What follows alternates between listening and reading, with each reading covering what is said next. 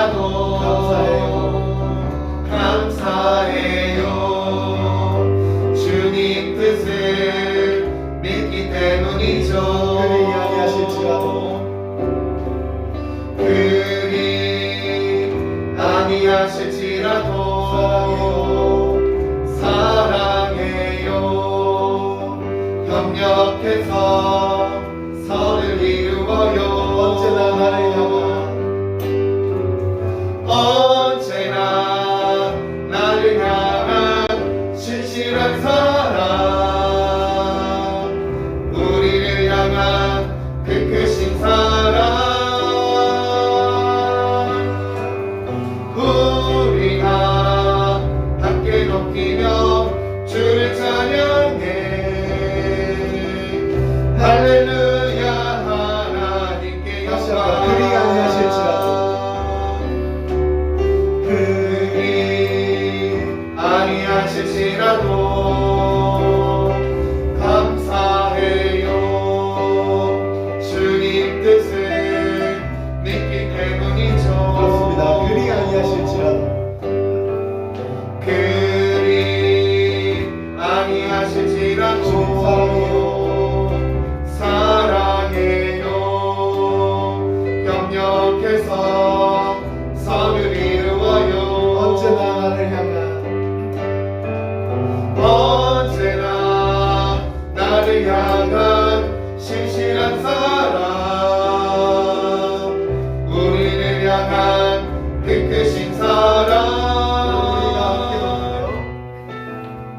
우리가 함께 높이며 주를 찬양해.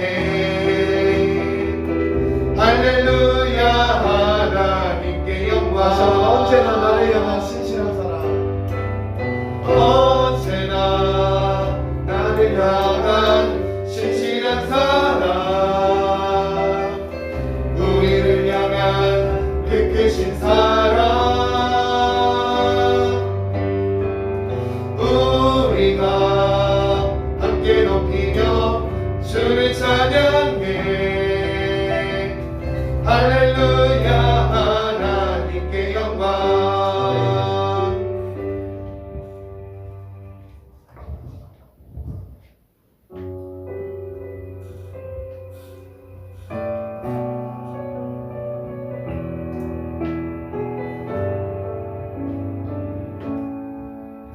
내게 허락하신 시련을 통해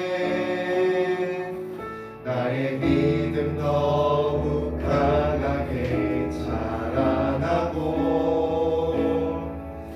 험한 산과 골짜기 지나는 동안 주께 더 가까이 나를 이끄시네. 내가 겪는 시험이 어렵고 힘겨워도 내 주님보다 크지 않네. 내 앞에 바다가 갈라지지 않으면 주가 나로 바다 위 걷게 하리. 나는 믿네. 주의 능력으로 내 삶 새롭게 되리. 나는 믿네. 주의 능력으로 담대히 나가리라. 주와 함께 싸워 승리하리라. 날마다 믿음으로 나 살아가리. 다시 한번 내게 허락하신 시련을 통해 나의 믿음 더욱 강하게 자라나고, 험한 산과 골짜기 지나는 동안 주께 더 가까이 나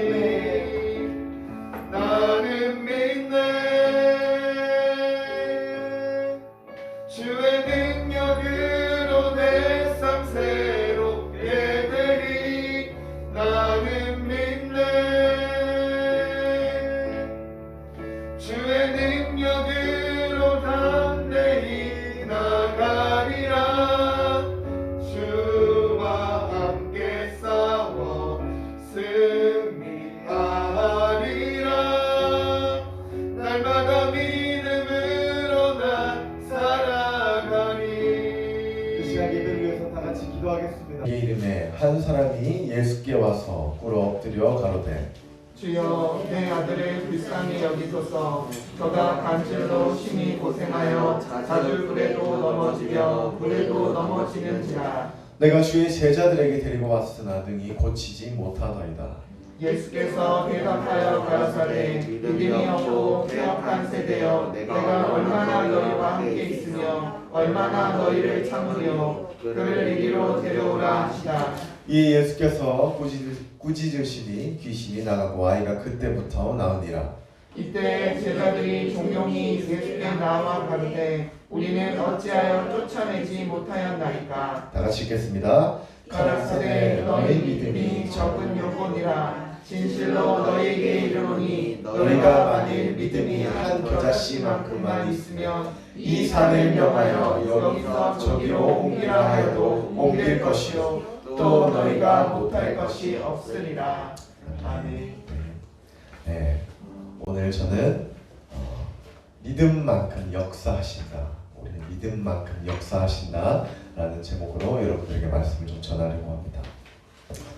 저번 주에 믿음에 관해서 나눴던 말씀을 기억하시는지 모르겠습니다. 제가 오늘날 이 세대 믿음의 매너리즘에 빠진 우리들, 믿음의 무기력함에 빠진 우리들에게 우리는 내가 믿는 하나님을 이 성경에서 다시 한번 찾고 또한 우리에게 허락하셨던 그 하나님을 은혜를 다시 한번 기억함으로써 우리의 그 믿음을 다시 한번 회복하며 또한 믿음의 주요 온전케 하시는 주 예수 그리스도만 바라볼 때 다시 한번 믿음의 우두남의 자리에서 일어날 수 있는 회복을 경험하게 될 것이다 라는 말씀을 여러분들에게 전했습니다. 제가 의도한 건 아니지만 이번 한 주 묵상하면서 어떤 믿음에 대한 시리즈 설교를 하게 됐어요. 한 번 더 믿음의 중요성과 또한 믿음이 우리에게 허락한 하나님의 그 은혜가 무엇인지에 대해서 다시 한번 오늘도 나누려고 합니다. 여러분 아실지 모르겠는데 이 제목은 제가 여러분 나이 때 영어회화 책, 정말 유명한 책이 있었습니다. 아는 만큼 들린다라는 그 책이었어요. 그 책이 많은 단어량과 우리가 많은 문법들을 알아야만 그 외국인의 그 영어가 우리에게 들린다라는 회화책이었는데 그 책을 생각하면서 이 말씀을 제가 전하게 되었습니다. 요즘 특별히 하나님께서는 저에게 이 믿음이란 단어를 참 많이 묵상하게 하세요. 그리고 말씀을 읽고 묵상하는 중에 있어서도 이 믿음이란 단어를 어떤 레마 말씀으로 저에게 많이 이렇게 주시곤 합니다. 제가 그 이유를 곰곰이 생각해봤어요. 그 이유는 왜 이렇게 이때 이 믿음에 대해서 많이 강조하시고 이 부족한 저에게 믿음에 대해서 이렇게 많이 말씀해 주시는가.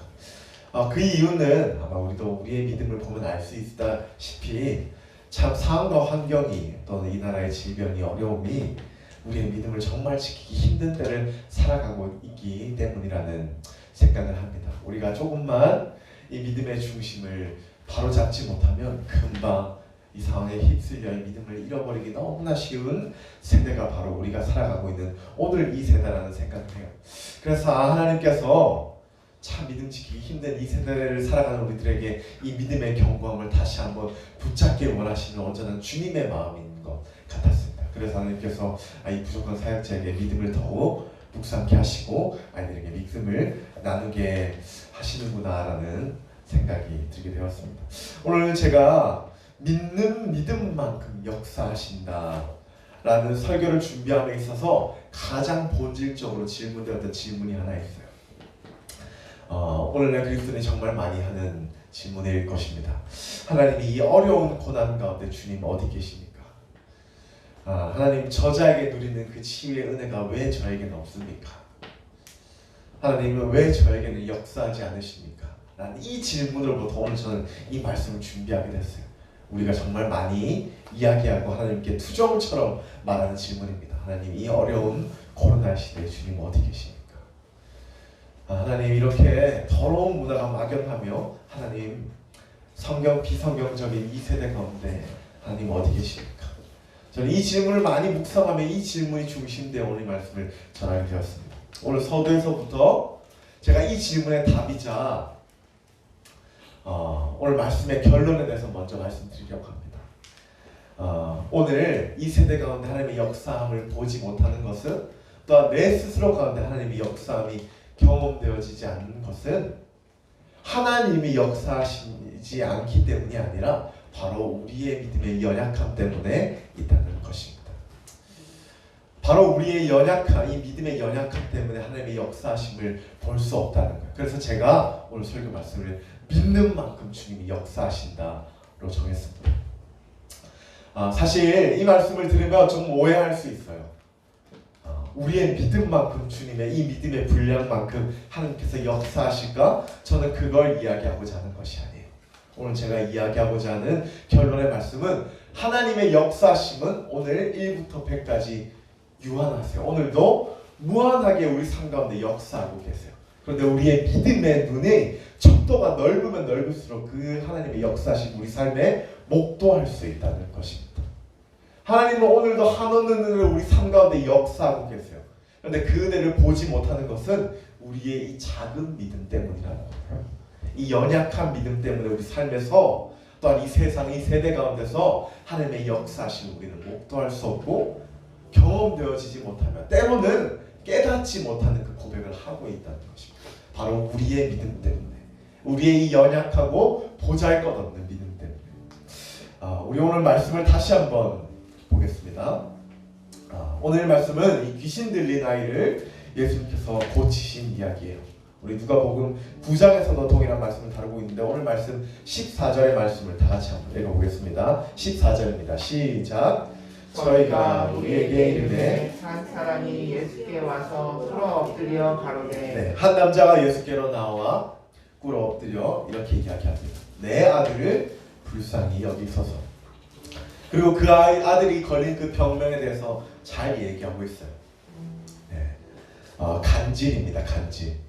어떤 발작의 형태를 일으키는 그 간질 때문에 그 아들이 너무나 고생하고 있고 또 불에도 넘어지고 물에도 넘어진다라고 그 아버지께서 고백합니다. 아마 일상생활이 힘든 가운데 있습니다 라는 고백일 것입니다. 그리고 16절의 말씀을 읽겠습니다. 네, 다 같이 읽겠습니다. 시작. 내가 주의 제자들에게 데리고 왔으나 능히 고치지 못하더이다. 네, 라고 이야기하고 있어요. 여기서 중요한 것은 마태복음 10장 1절에 오늘 이 말씀이 전해지기 바로 직전에 마태는 이미 예수님께서는 12제자들 가운데 하나님의 복음의 증인된 역할을 하기 위해서 그들에게 귀신 쫓는 사역, 사람을 치유할 수 있는 모든 권세를 예수님께서 친히 12제자에게 주셨다. 1절에 그렇게 이야기하고 있어요. 그래서 많은 12제자들은 각자 각지의 지방에 흩어져서 그들을 치유하고 또 귀신을 쫓으며 예수 그리스도의 그 복음을 몸으로 몸소 전하는 사역을 감당하고 있었습니다. 그런데 그 제자들조차도 이 간질로 고생하는 그 아들을 고치지 못하고 있는 그 상황이에요. 그러나 예수님께서는 꾸짖으심으로 말미암아 그 아이의 몸에 있던 그 귀신을 떠나게 하시고 그 아이에게 나음을 받게 하십니다. 그리고 그 모습을 본 제자들이 예수님께 묻습니다. 우리에게 왜 권세를 주셨음에도 불구하고 우리는 예수님과 같은 그러한 일들을 해내지 못했습니까? 제자들이 예수님께 물어요. 이에 예수님께서 이렇게 말씀하세요. 오늘의 우리 중심된 말씀인데 제가 이해하기 쉽게 우리 세 번역의 말씀으로 여러분 가운데 적어왔습니다. 주연아 다음 화면 눌러주세요. 자, 우리 다 같이 화면을 보고 읽겠습니다. 시작. 예수께서 그들에게 대답하셨다. 너희의 믿음이 적기 때문이다. 내가 진정으로 너희에게 말한다. 너희에게 겨자씨 하나일 만한 믿음이라도 있으면 이 산더러 여기에서 저기로 옮겨가라 하면 그대로 될 것이요 너희가 못할 일이 없을 것이다. 네, 감사합니다. 네, 오늘 예수님께서 제자들에게 이야기하세요.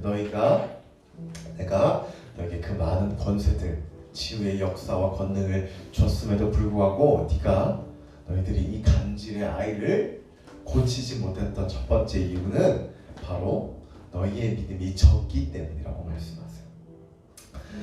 그러면서 말씀하시길 너희에게 겨자씨, 정말 작은 이 겨자씨만한 믿음이 있으면 너희가 명령하여 이 산을 저 산으로 옮긴다 명령할 때 그대로 될 것이고 너희가 못할 일이 전혀 없을 것이다. 예수님께서 제자들에게 이야기하고 있습니다.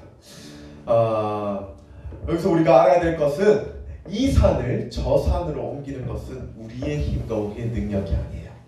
온전히 예수 그리스도가 우리에게 허락하여 주신 능력입니다. 근데 주님께서 우리에게 뭐라고 이야기하세요? 너희에게 그 겨자씨만한 믿음이 있으면 누가 일하신다고요? 주님이 친히 이 산을 저 산으로 옮길 수 있는 그 일하심을 보게 될 것이야 라고 우리들에게 이야기하고 있습니다. 너희들에게 그런 작은 믿음이라도 있으면, 지령이에게 또 원준이에게 그 작은 믿음이라도 있으면 하나님께서 그 믿음을 통하여 너희 삶 가운데 역사하심을 너희가 목도하게 될 것이야 라는 말씀이 바로 오늘의 말씀이에요. 아멘.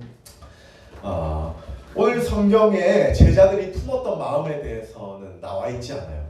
근데 저는 오늘 이 예수님의 이 결론적인 말씀을 묵상했을 때 추측해 보건대 제자들은 아마 이 간질의 이 아이를 고칠 때 어떤 의심의 마음으로, 주님께서 분명히 그 온전한 믿음을 구하셨지만 그들이 그 믿음이 적다라고 주님이 표현하신 걸 보면 아마 그들의 마음속에 내가 이 아이를 고칠 수 있을까? 예수 그리스도의 권능의 능력이 지금도 나에게 유효한가? 라는 그 의구심의 마음, 의심의 마음이 들었던 것 같아요. 그러자 성경은 그 제자들은 그 아이를 고칠 수 없었다. 그 아버지가 그 아이를 제자들에게 데리고 나아갔음에도 불구하고 그 제자들은 능히 그 아이를 고치지 못했다라고 합니다. 저는 묵상하기, 이때 그들이 하나님이 권능을 주셨음에도 불구하고 그 겨자씨만한 믿음, 바로 그 믿음 중심 가운데 과연 내가 할 수 있을까라는 그 의심의 마음 때문에 하나님의 역사심은 거기까지였다라는 생각이 듭니다. 그렇다면 이 말씀이 우리에게 주는 교훈은 무엇입니까? 우리 가운데 그 겨자씨만한 믿음, 하나님을 향한 순전하고 온전한 마음이 있다면 우리 생각 너머에 역사하신 하나님의 일하신 우리 삶 가운데 목도할 수 있다는 거예요. 우리에게도 치유의 권세, 또한 구원의 권세, 우리에게도 누군가를 치유할 수 있는 그 권세가 유효하다는 말씀이 묵상되었습니다. 여러분, 하나님을 전적으로 믿으시기 바랍니다. 하나님을 믿을 때 의심의 마음, 의구심의 마음이 아니라 하나님, 제가 순전하며 온전한 믿음으로 주님을 믿습니다. 온전한 믿음으로 주님께 나아갑니다라는 믿음을 우리가 주님께 보일 때 주님 그 믿음을 통해 주님 친히 역사하신다는 것을 오늘 성경의 말씀 통하여 우리들에게 말씀하고 계세요. 예수님이 공생의 사역 때 하나님의 복음을 전하기 위해서 하셨던 많은 사역 중에 하나가 바로 치유 사역이에요. 예수님께서 이 치유 사역을 하실 때 항상 강조하셨던 것이 있어요. 모든 치유 사역에 공통된 것이 하나 있습니다. 그것은 치유를 받는 그 사람의 믿음을 주님께서 항상 보셨어요.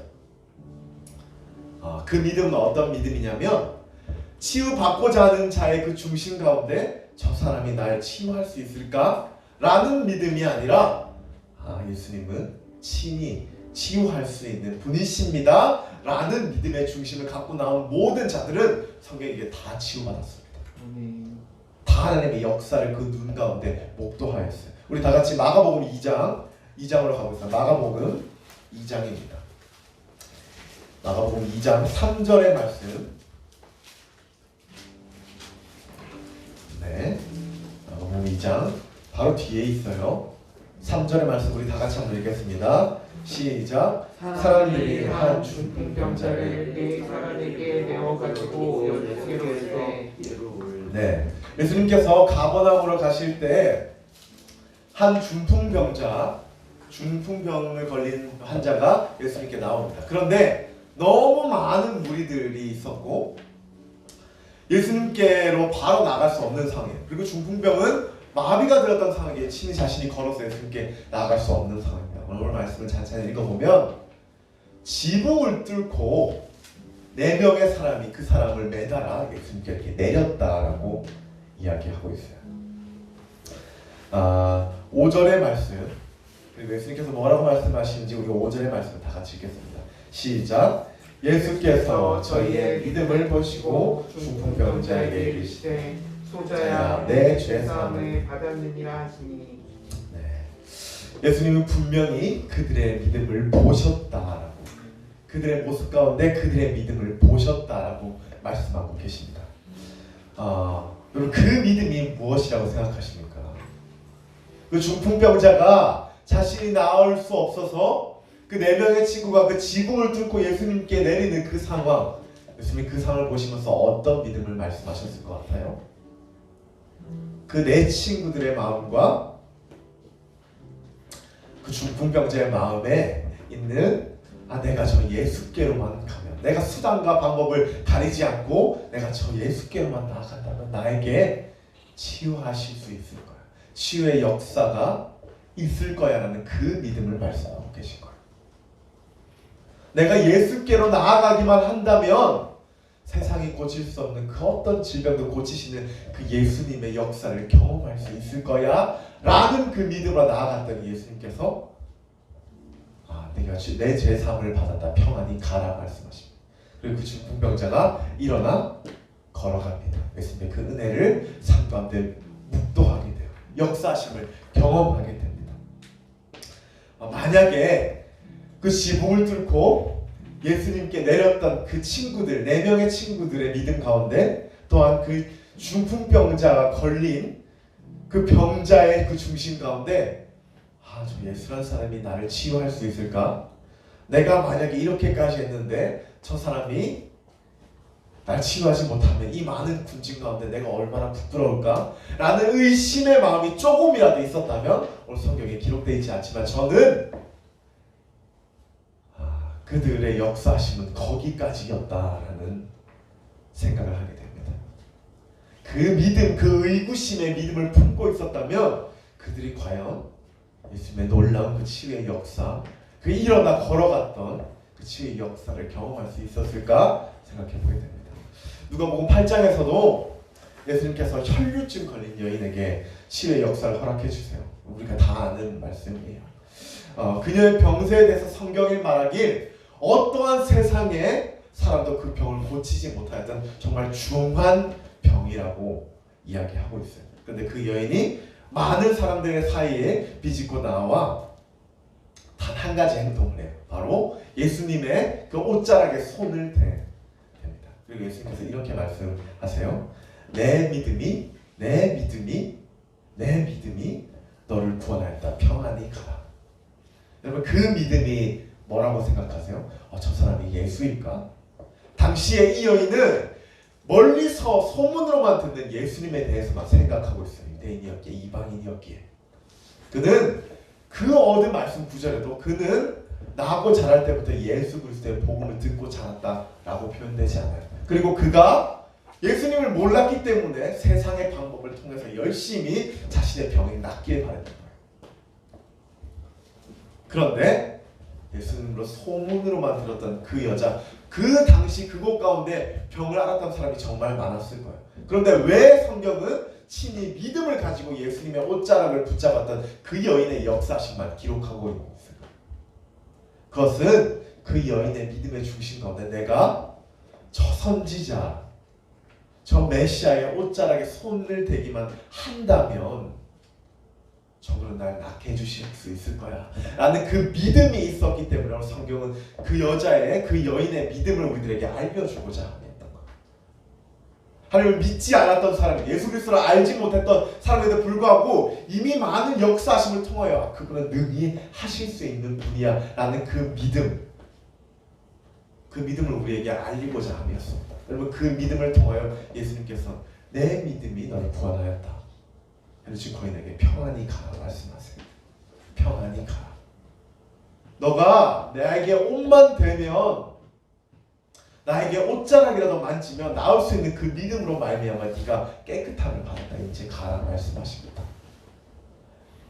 이 치유의 역사의 공통점이 있어요. 모두 다 하나님을 의심하지 않았습니다. 예수 그리스도의 치유의 역사를 조금도 의심하지 않았어요.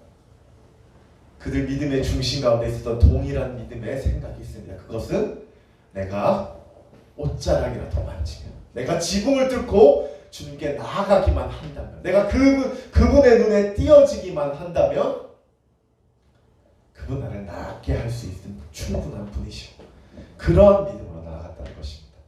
삶의 세상이 고칠 수 없는 병, 삶의 육신의 어려운 가운데 있는 많은 사람들에게 저는 항상 권고합니다. 주님을 만날 때 그분은 능히 하실 수 있는 분이라는 믿음을 가지고 나아가십시오.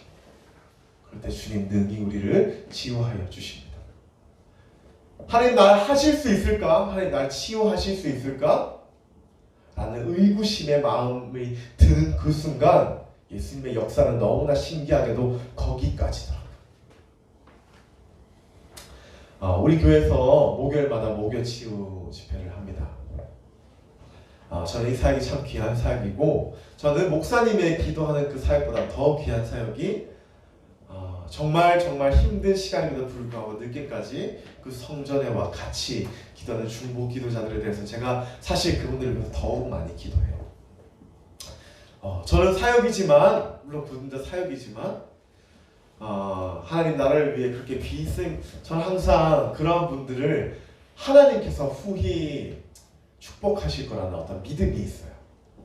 나는 주님께서 어떤 부르신 가운데 있는 자라서 많은 일들을 감당하지만 그러지 못한 많은 자들이 순종의 걸음으로 나오는 그 걸음 가운데 물론 많은 사역자도 축복하지만 분명히 하나님께서 그들의 기도를 더욱 청종하시고 축복하실 거라는 믿음이 있습니다.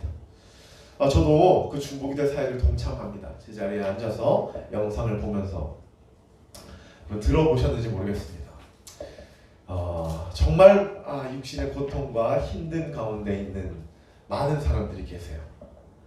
내가 어떤 암으로 힘들어하는 가운데서 내 남편 또한 암으로 힘들어해서 그 남편을 병가도 하고자 입원하지 못하는 사람도, 제가 참 그런 사연을 들을 때마다 마음이 참 많이 아픕니다. 하나님께 묻죠. 하나님, 어떤 저희에서 하나님 뭘 드러내시고 나에게 이렇게 건강한 신체를 주셨는데, 어느 날 한 분이 또 전화를 오셨어요.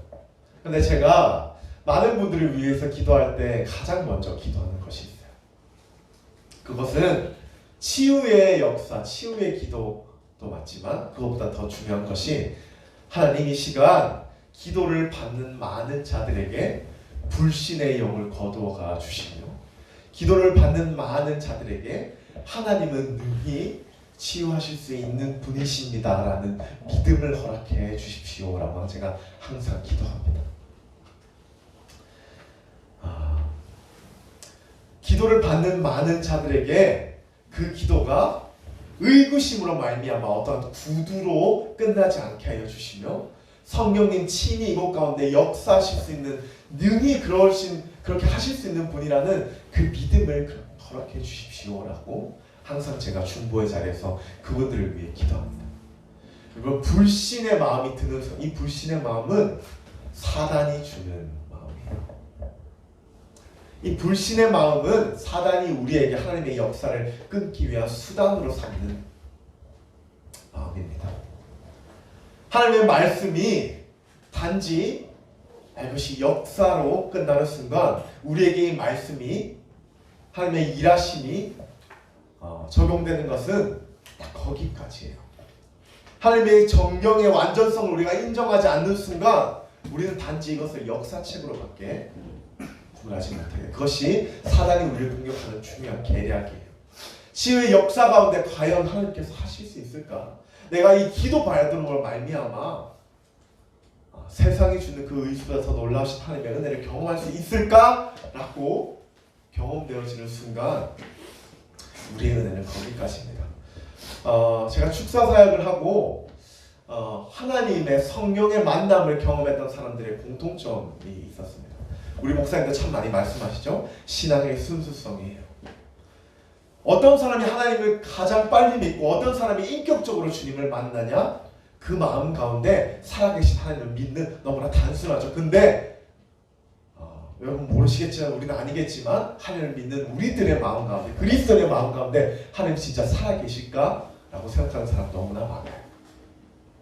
예수 그리스도의 사역이, 이 공생의 사역이 진짜일까? 라고 의구심을 품는 사람이 많습니다. 아니 역사가 얘기해. BC AD로 예수님의 탄생 직전과 우리 모두는 다 살아가요. 그리고 월화수목금토에 우리는 7일을 살고 마지막 날에 안식을 취하는 것, 이 말씀 당시에 유리되어 오늘까지 지켜온 생활의 방식입니다. 역사가 얘기하고 말씀이 얘기하고 우리의 생활 방식이 얘기하는데 오늘날 하나님을 믿지 못하는 그리스도인들 너무나 많아요. 안타까운 얘기지만 그런 사람은 진짜 끝까지 하나님을 그렇게 머리로만 믿고 끝납니다. 그래서 제가 무서운 말이지만 그 사람에게 진짜 완전한 구원이 있습니다. 저는 그렇게 얘기할 수는 없을 것 같습니다. 형식적으로 예배만 드리고 하나님 머리로만 압니다. 기도생활 전혀 없고요. 아니 이 성경의 완전성 제가 믿지 못해요. 저는 그런 사람들에게 구원이 있다 라고 이야기할 수 없을 것 같습니다. 제가 오늘 믿는 만큼 하나님께서 역사심을 보인다고 했어요. 오늘 시의 역사를 경험했던 많은 사람들 하나님께 의심의 마음을 품지 않았습니다. 하나님을 인격적으로 많이 만났던 사람들 가운데 있었던 중요한 중심 주제가 바로 신앙의 순수성이었어요. 성령님 살아계시죠? 제가 처음 하나님을 만날 때 하나님은 아무런 증거됨이 없었음에도 불구하고 이 마음 가운데 하나님 살아계심을 믿습니다. 나에게 만나 주십시오 라는 그 간절한 그 희망, 간절한 그 마음 하나 믿고 주님께 끝까지 나아갔습니다. 아니 하나님이 믿어지지 않는데 어떻게 6개월간 기도할 수 있어요? 하나님이 믿어지지 않는데 어떻게 1년만 저처럼 새벽 기도에 나아갈 수 있겠습니까? 만나주시지 않았음에도 불구하고 만나주실 것이라는 믿음이 제 가운데 있었어요. 그렇기 때문에 1년이고 1년 6개월이고 제가 만나주실 때까지 엎드립니다. 그런 자들이 하나님 만납니다. 그러한 자들이 믿음의 하나님의 역사하심을 경험하게 돼요. 어제 우리가 같이 상고해야 될 말씀이었어요. 목사님께서 금요일 날에 말씀해 주셨는데 그 말은 그 말씀은 부자와 나사로의 이야기입니다. 부자는 살아생전에 많은 것들을 마시고 좋은 옷들을 누리며 이 세상 가운데 많은 것들을 누리며 살아갔어요. 나사로는 굶주림과 또한 가난 가운데 뼈저리게 살아가다가 그 생을 마감하게 돼요. 그런데 다음 절에 너무나 중요한 이야기가 나와요. 그 둘의 차이점이 있었습니다. 나사로는 하나님을 믿었어요. 그래서 성경에 아브라함의 품인 천국으로 갔다라고 이야기해요. 그 부자는 삶 가운데 정말 많은 것들을 누리고 살았지만 하나님을 믿지 않았대요. 그래서 성경이 정말 명확하게 이야기하고 있어요. 지옥에 갔다. 꺼지지 않는 불이 그 지옥에 갔다. 너무나 큰 고통을 호소합니다. 그 부자가. 그리고 나사로를 보내어서 자기의 혀에 물 한 방울만 떨어뜨려 달라고 부탁해요. 당연히 안 된다고 그래서 말씀하시죠. 제가 이 말씀을 읽으면서 죽음에 대해서 한번 정말 많이 생각해봤습니다. 정말 많이 살면 80년 사는 이 세대 가운데 내가 정말 뭘 추구하고 살아가는가. 그리고 너무나 감사했어요. 우리 부모님에게 이러한 구원의 은혜를 나에게 내가 누릴 수 있게 하심에 천국 소명을 내가 누릴 수 있게 하심에 너무나 감사합니다 라는 마음이었습니다. 그런데 제 마음 가운데 있던 문득 질문되었던 한 가지 질문이 있었어요. 목사님의 설교와 제가 개인으로 묵상하면서 제 마음에 들었던 질문이 한 가지 있었어요. 오늘 믿는 우리들의 마음 가운데 이 천국 소명에 의심을 품으면 이 나사로와 같이 천국 소명의 그 은혜가 유효할까? 라는 질문이었어요.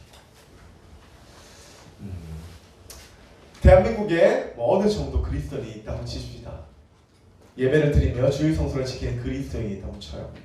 그런데 그 많은 사람들이 진짜 천국 소명을 믿을까? 하나님께서 원하시는 그 온전한 천국 소명의 믿음을 가지고 살아갈까라는 질문이 생겼습니다. 여러분, 천국 소명의 은혜를 갖는다는 건 그리스도인으로서 정말 큰 은혜를 갖는 거예요. 가야 할 곳이 있기에 오늘날 우리 삶 가운데 있던 어려움도 이길 수 있는 힘이 되는 것, 그것이 천국 소명이에요. 그리고 내 삶 가운데 이 경쟁사회 속에 1등 하지 않아도, 또는 내가 100평이나 외제차 몰지 않아도, 내가 좋은 것 잊지 않아도 하나님께서 예비하신 좋은 것이 있기에 삶 가운데 감사할 수 있는 믿음이 천국 소명이에요. 그리고 가장 중요한 건 뭐예요? 우리 육신이 죽어요. 우리 가장 사랑하는 가족의 육신이 죽어요. 세상 사람들은 슬퍼만 합니다. 통곡만 해요. 근데 우리는 우리 마음 한켠에 기쁨이 있어요. 같이 가서 만날 그곳이 있기 때문이에요. 그런데 그 천국 소명을 누가 누려요? 그 천국 소명을 온전히 믿는 자에게만 누리는 은혜라는 거예요. 제 마음에 이런 질문이 들었어요. 우리 아이들 하나님의 설교를 듣고 하나님의 말씀 듣는 우리 그리스도인들 그 천국 성경을 진짜 믿을까? 믿지 못해서 하나님의 은혜가 거기까지는 어떡하지? 하나님의 역사가 거기까지는 어떡하지? 여러분, 하나님을 믿을 때 이러한 순전하고 온전한 믿음으로 나아가시길 바랍니다. 하나님의 지화하심의 역사, 하나님의 구원의 역사 그냥 주어지는 것이 아니에요. 우리의 믿음의 분량만큼 주님께서 허락해 주세요. 어미새가 아이들에게 먹이를 주듯 우리의 믿음의 분량만큼 우리에게 그 은혜를 허락해 주십니다. 우리가 가만히 나와 아무런 믿음 없이 나아가도 우리에게 구원의 역사가, 하나님의 구원의 일하심, 치유의 역사가, 담대함의 믿음이 우리 가운데 허락되지 않아요. 전심으로 주님께 나아가길 바랍니다. 하나님, 의심의 마음이 아니라 내가 제가 주님을 믿기에 순전하고 완전한 믿음으로 주님을 믿습니다 라는 고백이 우리 삶 가운데, 우리 그리스도의 믿음의 중심 가운데 있어야 됩니다. 그러면 우리 가운데 적용되어야 할 기도가 있습니다.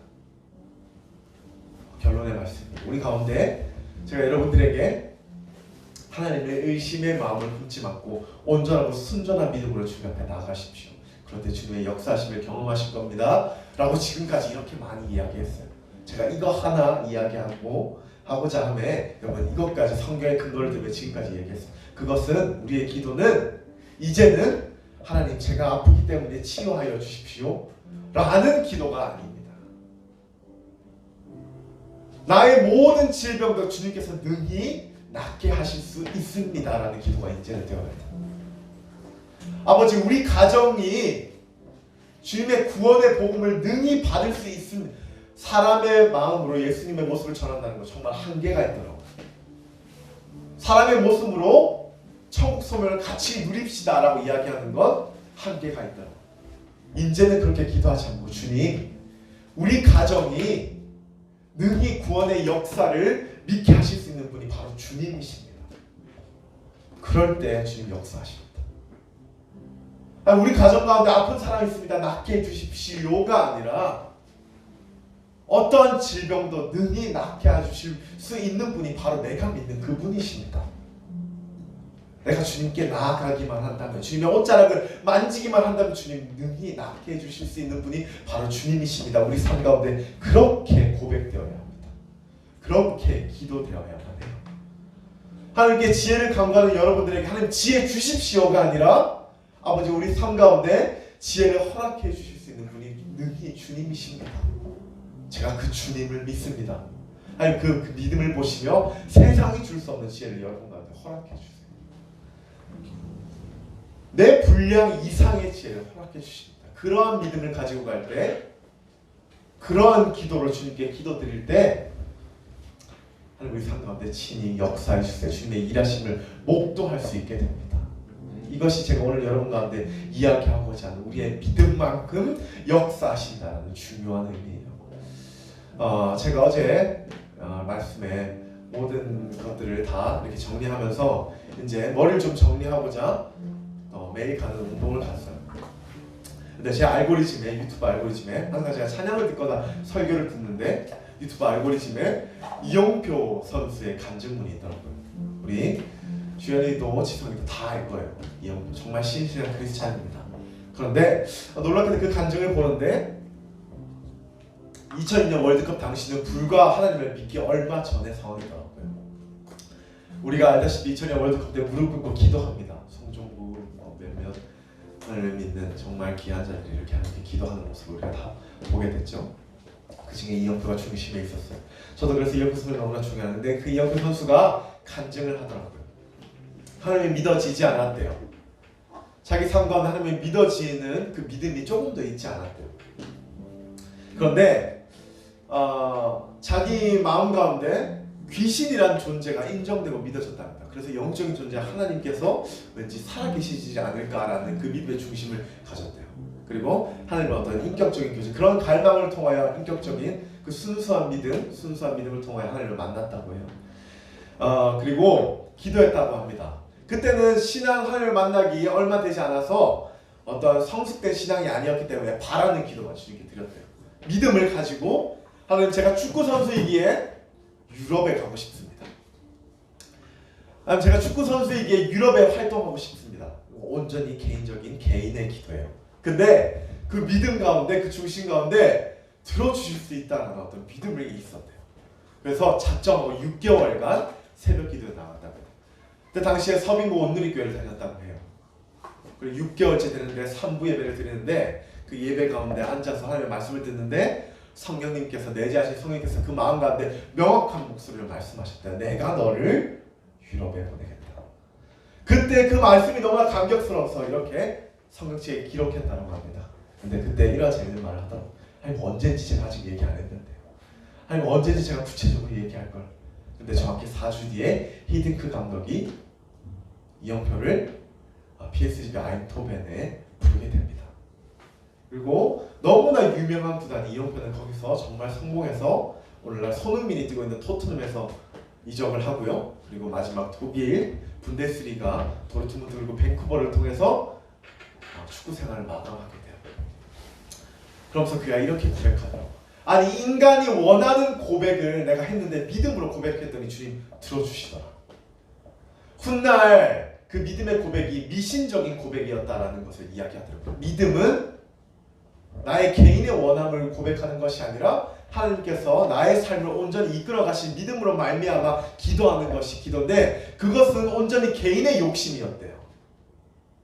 축구 선수로서의 명예, 축구 선수로서의 잘 되고자 하는 그 마음. 그런데 그 마음도 믿음을 가지고 기도하였더니 주님께서 명확히 응답해 주셨다는 거예요. 개인의 기도 제목이지만 들어주실 하나님을 내가 믿습니다 라는 그 믿음의 고백으로 나아갔더니 하나님께서 친히 개인의 고백까지 하나님께서 응답하여 주셨다는 겁니다. 물론 그 여정을 통하여 하나님 나중에 하나님의 뜻을 이루기 위해 사용하여 주셨습니다. 그 명문 구단들의 이력과 커리어를 통하여 지금 정말 많은 교회에서 하나님을 증거하고 계세요. 전도자의 역할. 그게 하나님의 일하심이에요. 나의 기도의 제목과 간구일지 모르지만 그것이 하나님께 간절한 믿음으로 말미암아 드렸을 때 주님 쓰신다는 거예요. 하나님 뜻 가운데 주님께서 역사하신다는 거예요. 오늘 저는 여러분들에게 한 가지 이야기했습니다. 단 한 가지. 내가 기도하고 간구하는 모든 것에 있어서 의심하지 말고 들어주실 수 있는 하나님을 믿는 믿음으로 나아갈 때 여러분 삶 가운데 그 기도가 응답되는 역사가 여러분 가운데 있기를 간절히 축원드립니다. 아멘.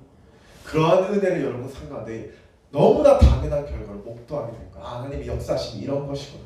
제가 아까 얘기했죠. 서두에 얘기했습니다.